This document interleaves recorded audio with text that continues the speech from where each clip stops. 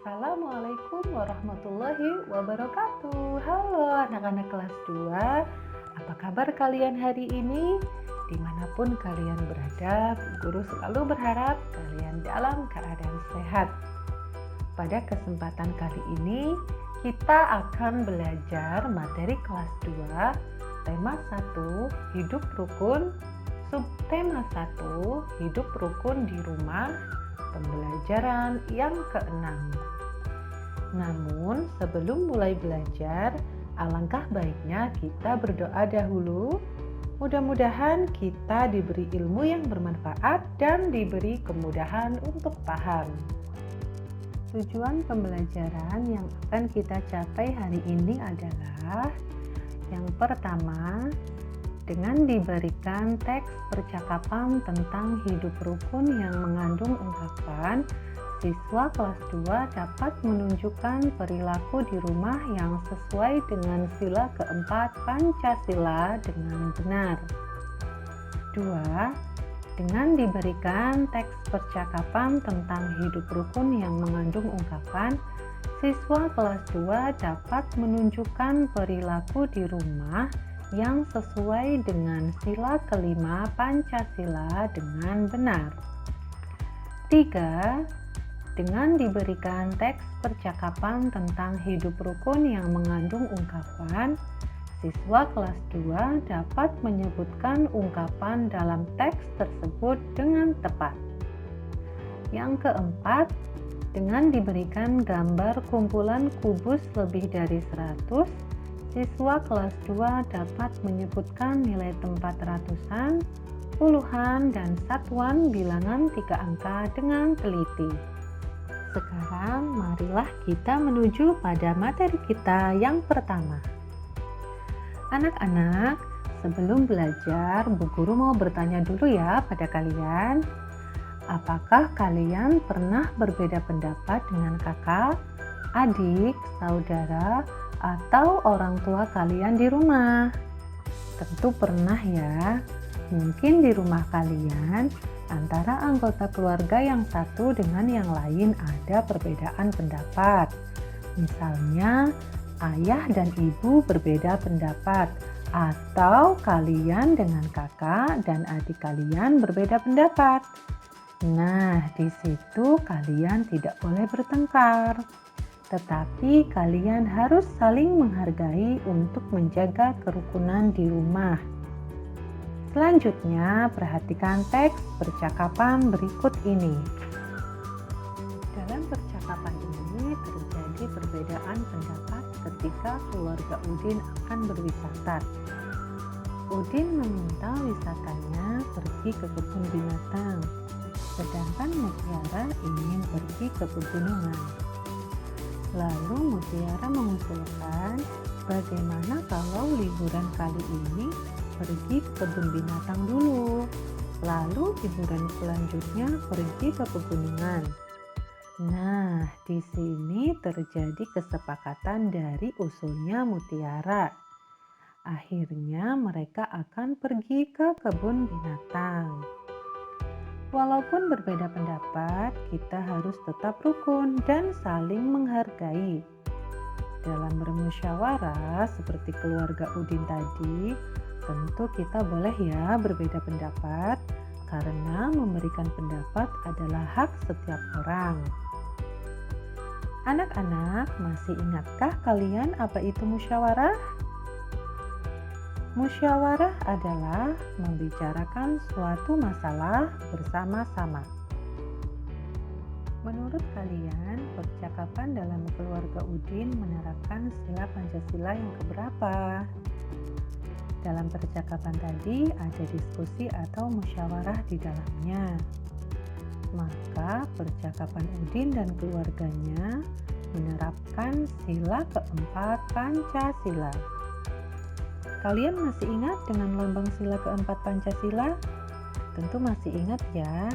Lambang sila keempat Pancasila adalah kepala banteng yang berbunyi kerakyatan yang dipimpin oleh hikmat kebijaksanaan dalam permusyawaratan perwakilan.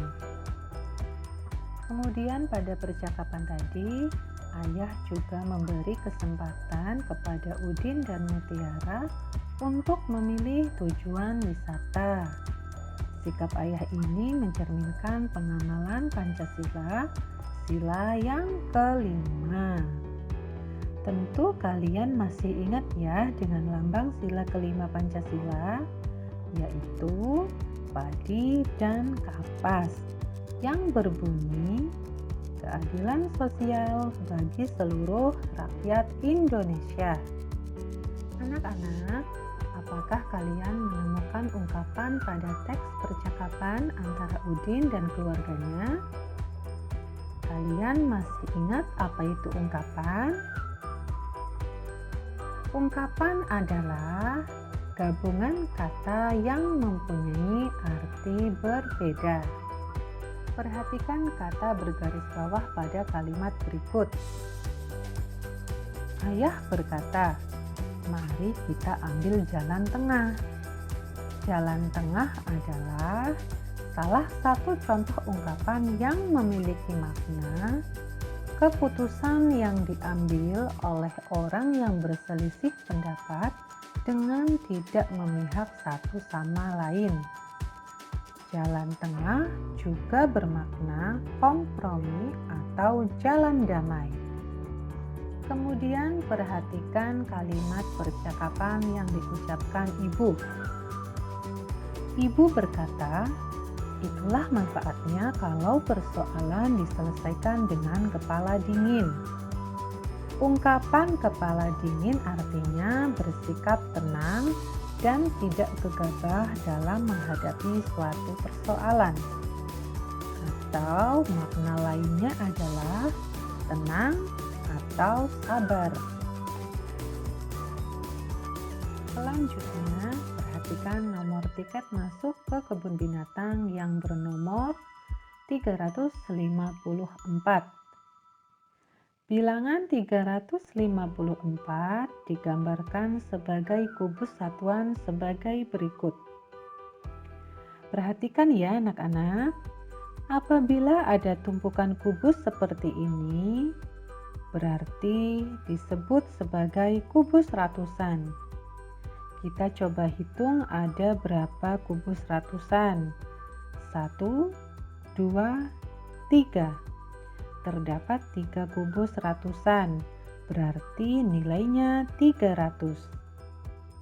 Kemudian ditambah kubus puluhan ada 1, 2, 3, 4, 5.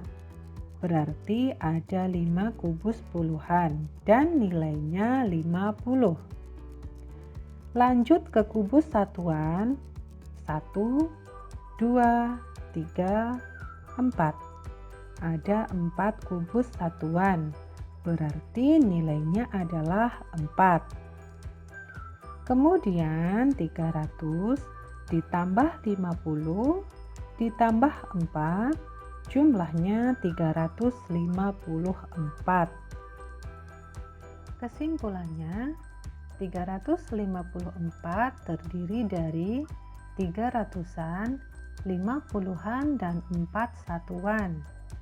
Bila ditulis panjang, 354 sama dengan 300-an ditambah 50-an ditambah 4 satuan. Bila ditulis lambangnya, 354 sama dengan 300 ditambah 50 ditambah 4. Jadi nilai tempat 354 yaitu 4-nya di tempat satuan nilainya 4, 5-nya di tempat puluhan nilainya 50, 3-nya di tempat ratusan nilainya 300. Kita lanjut ke tugas ya. Tulislah lambang bilangan berikut dengan kata-kata. Nomor 1. Ada angka 6, 7, 5. Berarti ditulisnya 600 75. Untuk soal nomor 2 sampai 5, coba kalian kerjakan sendiri ya. Nah, anak-anak, pembelajaran hari ini cukup sampai di sini ya. Semoga video ini bermanfaat buat kalian belajar di rumah. Akhir kata, wassalamualaikum warahmatullahi wabarakatuh.